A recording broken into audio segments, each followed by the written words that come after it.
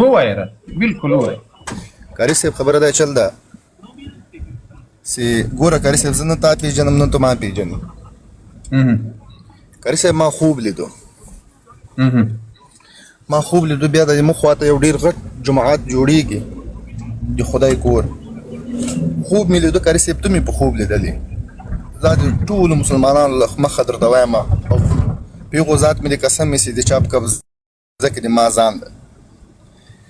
قاري صاحب ته بیان کوې وایې مسلمانانو چې دا زه د رسول الله صفت کوم تاسې وایئ چې دا رسول الله څرنګه ده.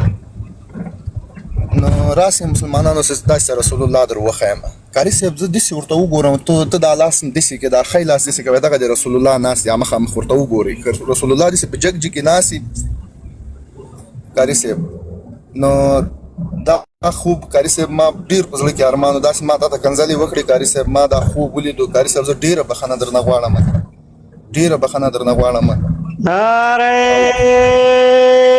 تکبیر الله اکبر ولله الحمد. نعرہ تکبیر الله اکبر ولله الحمد.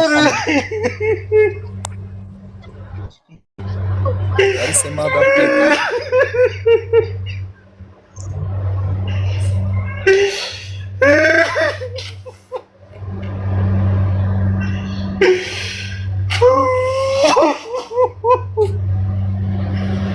الله مو وبخښه خدای جل وعلا مو وبخښه. قاري صاحب زه ډېره بخښنه درواغ قاری سے محترم هغه کس ته مور خوري کندلا اے مسلمانانو هغه سړی په خپل خلیګو وهي کوي.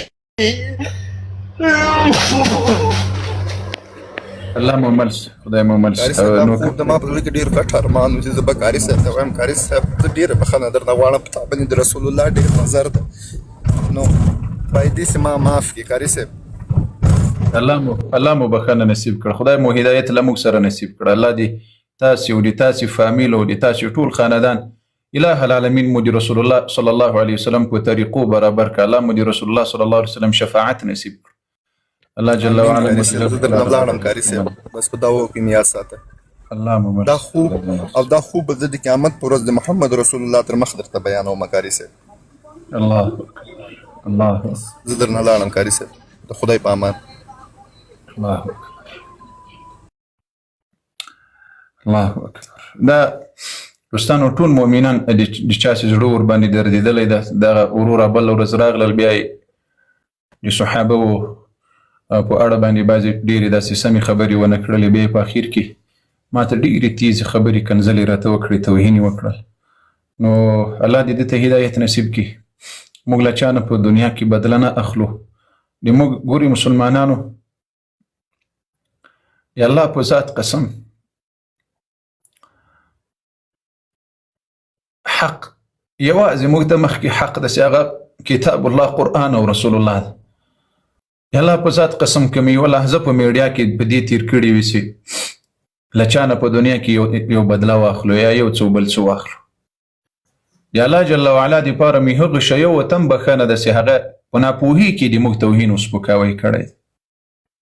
هغوی ته هم لا بښنه ده د ما توهین چې کړی سپکاوی.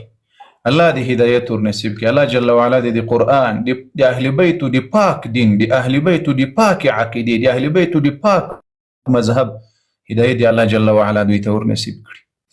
نو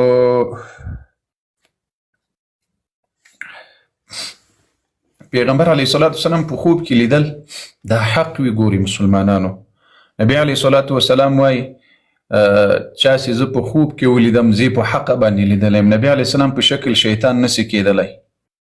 د نبی علیه الصلاة والسلام په شکل شیطان نسي کېدلی. نو